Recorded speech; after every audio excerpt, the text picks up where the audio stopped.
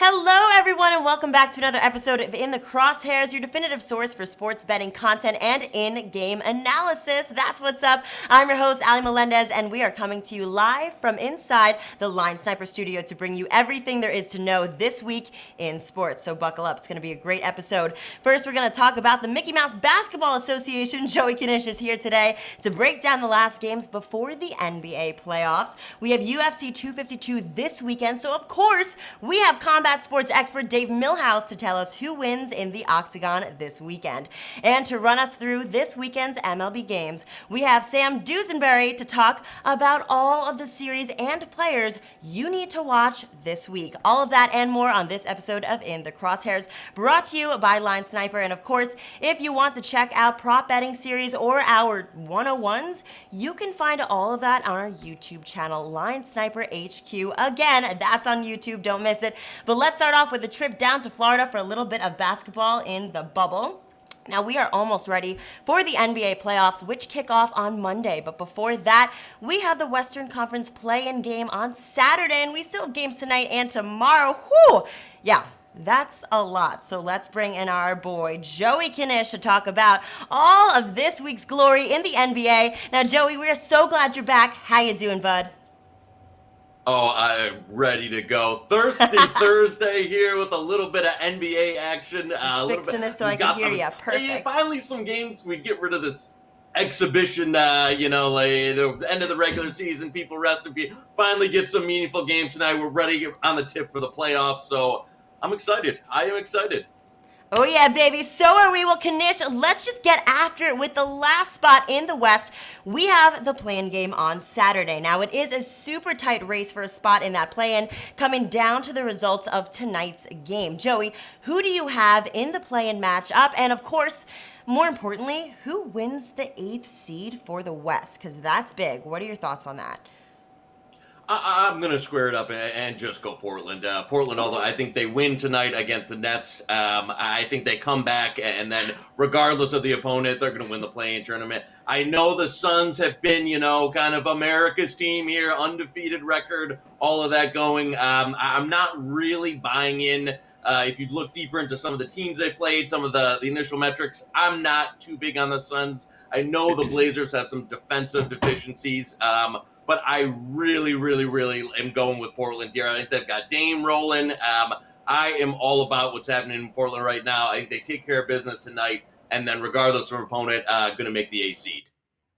We won't know who's in the play-in game until later tonight, but Knish is confident that currently the 8th place Blazers will hold on to that 8th seed through it all. Well, while the play-in game is probably the biggest game of the week, we still have a ton of games tonight and tomorrow, all with playoff seeding implications. Now, Joey, there's 2 games going on literally right now, but we still have 3 games tonight and 4 tomorrow. Now, Knish, who wins this week? Tell me.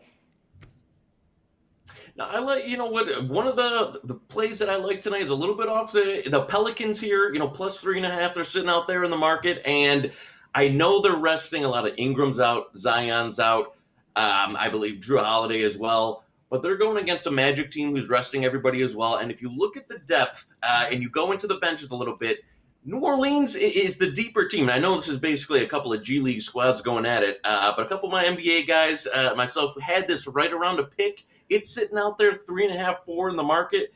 To me, that's a good amount. I took some Pelicans 3.5. I took some Pelicans money line. I like New Orleans tonight. I think they've got the deeper roster, and they're going up against a Magic team. Absolutely nothing to play for. It's New Orleans last game. I think the Magic, even if, Vucevic plays somewhat of, first quarter, first half, it's going to be a very, very light Magic squad tonight. And I think you get the Pelicans playing, a lot of their young guys that are looking to get more time, have some more depth, Okafor, Frank Mason. So to me, Pelicans should actually be a slight favorite in this game or right around pick. I think you see it steam down even a little more. But New Orleans is a play for me tonight. All right, so the Pelicans are out of playoff contention, and the Magic have locked in the 8th slot. But Joey says the Magic are going to look to play nice and easy and, of course, rest before the actual playoffs next week. So we'll look forward to that. But that is Knish's hot takes on this week's NBA games. Joey, we're going to have you on in a bit to give us a look into your betting strategies. But until then, we're going to switch gears and talk about some MMA in the UFC, baby. Last week, we talked about Fight Night 174, sort of a little appetizer for this week because it is time for UFC 252. Now, this is a card full of heavy hitters, but all eyes are on the main event, which is Miocic versus Cormier. And let's bring in the man that knows the octagon better than anyone else, combat sports expert Dave Milhouse. Dave, how you doing, man? Doing great. Thanks for having me, Allie. Oh my gosh, of course. It's always our pleasure to have you on. Well, Milhouse, we had you on last week to sort of give us a preview for this event, and you had your early money on Cormier, but last week you said it was really a week out. There was a lot you still needed to look into and lock in on, of course. But Dave, now that we're just 3 days away from the championship matchup, who wins? Is it Miocic, Cormier 3 on Saturday? Like, is it Miocic? Is it Cormier? What are your thoughts? Give me your take. I need it all. Give me Daniel Cormier in this trilogy fight to find out once and for all who the heavyweight GOAT is in the UFC. We'll start with Stipe. Stipe has an 8-inch reach advantage, which is very concerning. And you'll see through the historical records, fighters with an 8-inch reach advantage have quite the reputation for winning. But that's not everything here. There's going to be difficulties keeping that distance. Stipe doesn't like to mix in too many kicks. Obviously, your legs are much longer than your arms. Distance control with your legs is much easier than with your fists. And secondly, we're in the small cage again here at the UFC Apex, so there's less room to dance around on the outside and keep that distance. Stipe's striking defense over his career has been pretty good, 56%, but against DC in the second fight, only 32%. How does DC get the extra 24% accuracy? It's from the eye pokes. DC is blatantly going like this and trying to rake Stipe's eyes out of his head. It's absolutely insane, but it's quite the strategy. There is no significant strike more significant than an eye poke. Once you take away your opponent's vision, it's much easier to start speed bagging his head around. We look into this fight. Stipe is coming in a little bit lighter. I expect him to be about 225 pounds instead of 230. DC said he put on 5 pounds, so he's going to be about 240. So there'll be a little less stank on Stipe's punches, maybe a little bit more on DC's. Cardio-wise, I expect them both to be a little bit better. Like I said, Stipe's looking lean and mean. DC has mentioned on numerous podcasts and interviews that he knows that the only reason he lost last time was because his cardio failed him, and he will never let that happen again. He's a very emotional guy. He's extremely motivated here. And he also mentioned that Stipe can only make that adjustment once to go to his body. Mm-hmm. So I think DC's going to implement his wrestling here in the small cage. He has the volume.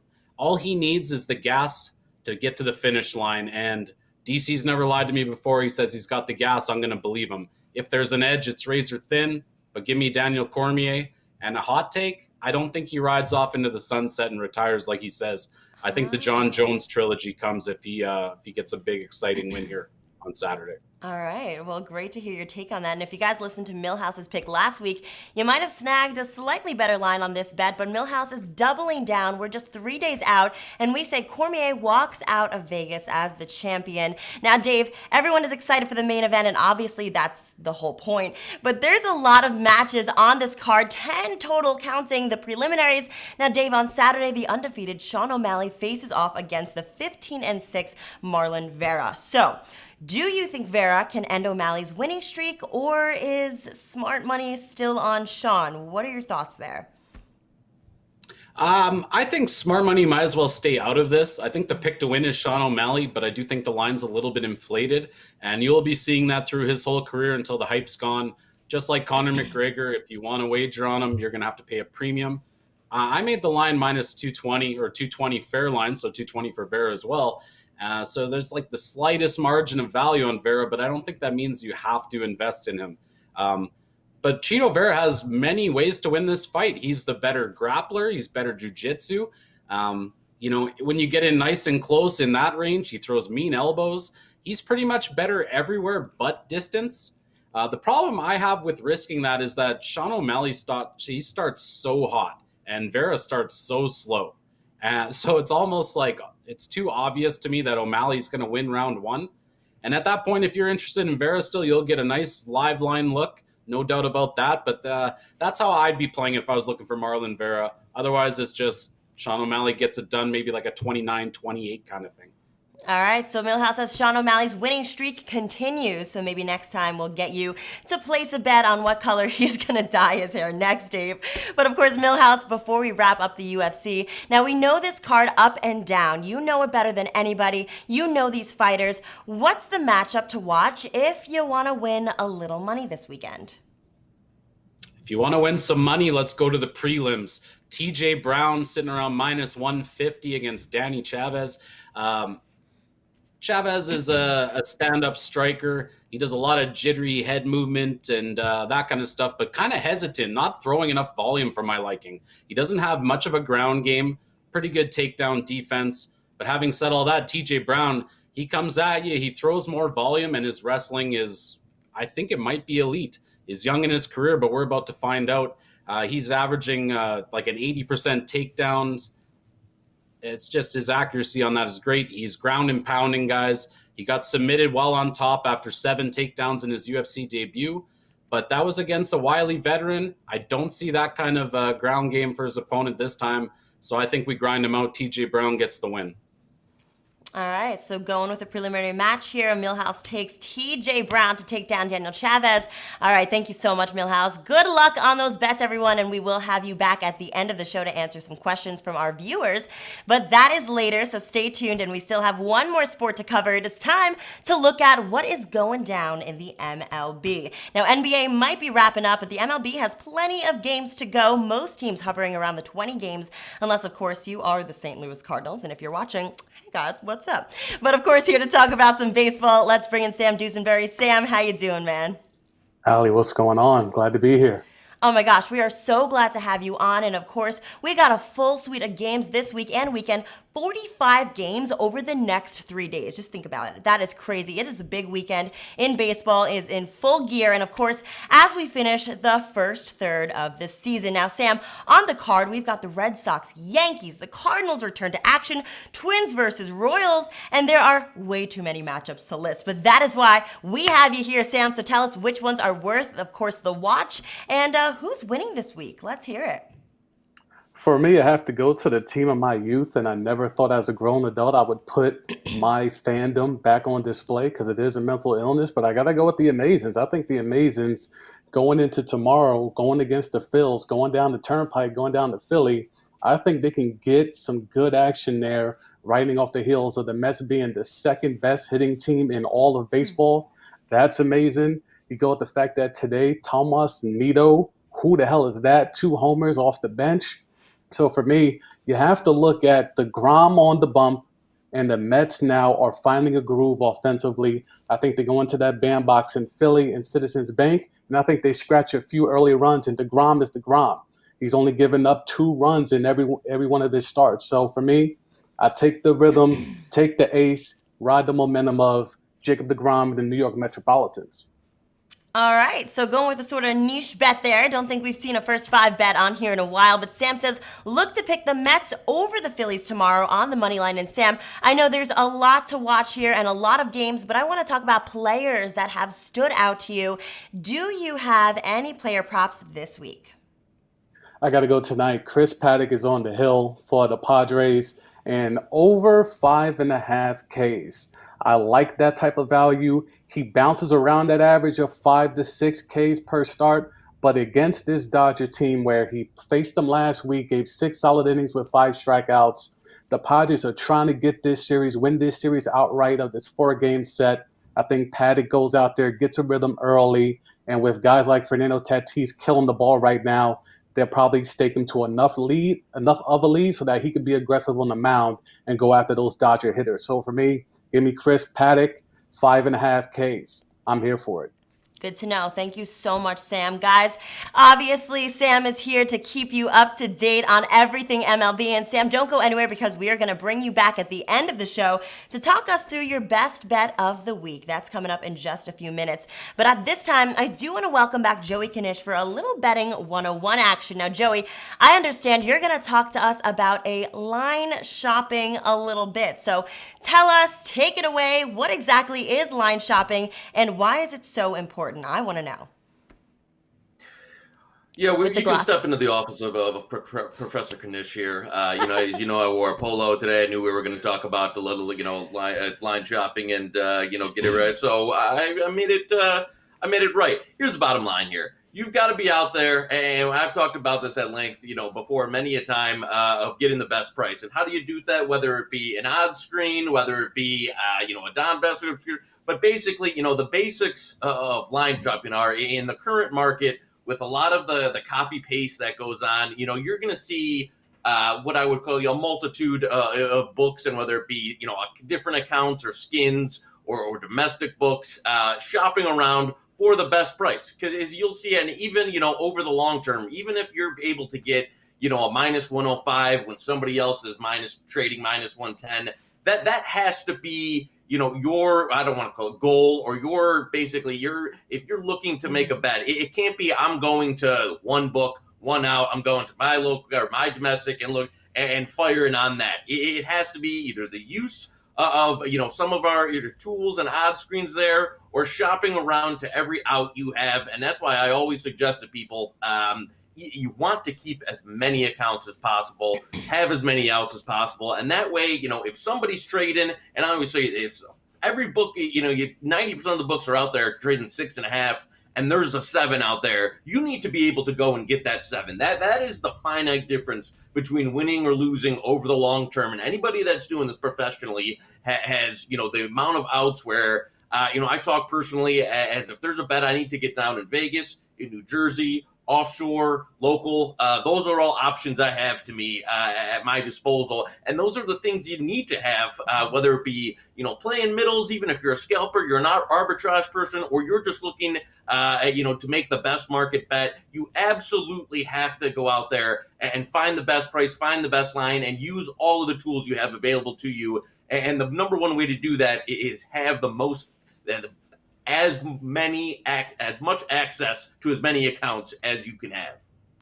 Wow, well, there you go. A little lesson from Professor Knish and his little glasses, looking good there. But there you go for everyone who wanted to know a little bit more about line shopping. There you have it. And thanks, Knish. Definitely stay with me because I'm going to bring you back and the two analysts to have some questions from our viewers and our fans at home. It's going to be a lot of fun to answer those. So we got Milhouse, we got Knish, Sam. All right, good. The gang is all back. Let's jump into these viewer questions.